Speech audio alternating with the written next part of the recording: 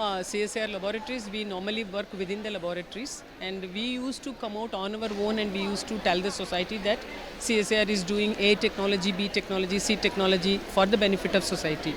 But it was thought, I would say, in a different way. It was thought about by our Honorable Minister of Science and Technology, Jitendra Singh ji, especially on the 26th of September 2022. He came up with a kind of an idea that without we from CSIR family, we go out and tell about our own selves. Why don't we make the entire society to come to our CSIR laboratories, let them witness, let them realize, let them understand that what's happening inside the CSIR laboratories, and if at all we are able to make that kind of a connect, we will be able to touch upon the lives of the Indian society. So it is with that kind of an idea to stay connected with the Indian society, we started this 1 week, 1 lab program. So every day we will be just meeting out the different segments of the society. One day with the school children, one day for college students and researchers, one day with the state government authorities, one day with the industries, startups and entrepreneurs, and one day with the common civilian. So this is how the 1 week, 1 lab is patterned.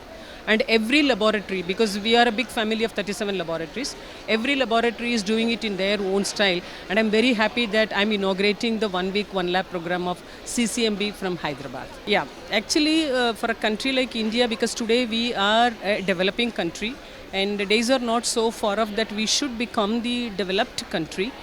To reach the state of a developed country, we have to excel in our technologies, especially in terms of indigenous technologies.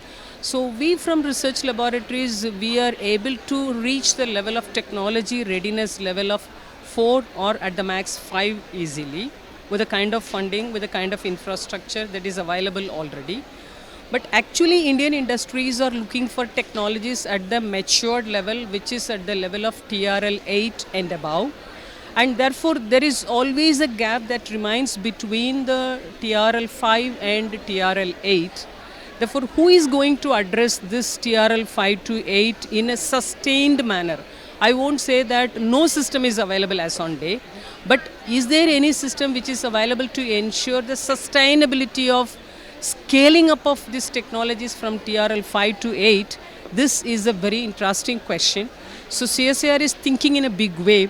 Can we come up with a kind of a concept of technology scale-up corridors in which it is going to be a public-private partnership, PPP model, wherein the academia can offer space, infrastructure, and their own students could be utilized in this venture.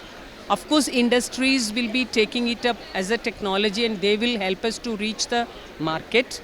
And we from CSIR, we will become the knowledge partners. Therefore, with the knowledge capability of CSIR and the marketing ability of the industry and the human resource from the academia, this kind of academia, research laboratories and industry collaboration should happen in the umbrella of, under the umbrella of technology scale-up corridor. It is an idea. This idea we are proposing, and we are hopeful that this idea will get strengthened in the coming days and years, by means of which India will come up with a number of technology scale-up corridors, and we will be able to prove our own technologies, not from the proof of concept level, but at the matured level of technologies, so that India become rich with indigenous technologies and we become Atmanirbhar Bharat at the end of the day. It's a PPP model that we are now proposing. So we have to work out the nuances of how to make this particular scheme and the arrangement successful. That is where I just told you the responsibilities. What is the responsibility of an academia? What is the responsibility of a research organization? What is the responsibility of an industry? Fundraising should not be a challenge, because for a country like India to reach the developed country status, I think funding options may not be a hurdle, or it is not going to be a hampering issue. So the moment the funds are also identified and channelized, I think we can start thinking in a bigger way, and we will soon come up with kind of 1 or 2 models in the coming years. Because for a country of India's size, it may not be sufficient to be okay with 1 or 2 technology scale-up corridors.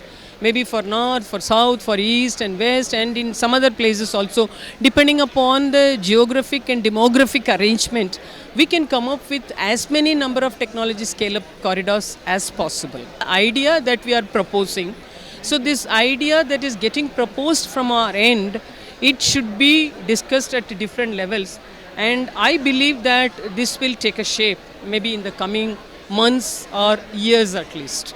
But we are getting ourselves geared up in different ways within our own possible ways of addressing this issue.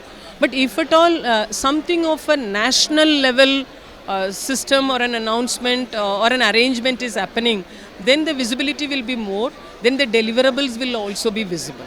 So that is my idea, that it should become a kind of an arrangement across the nation.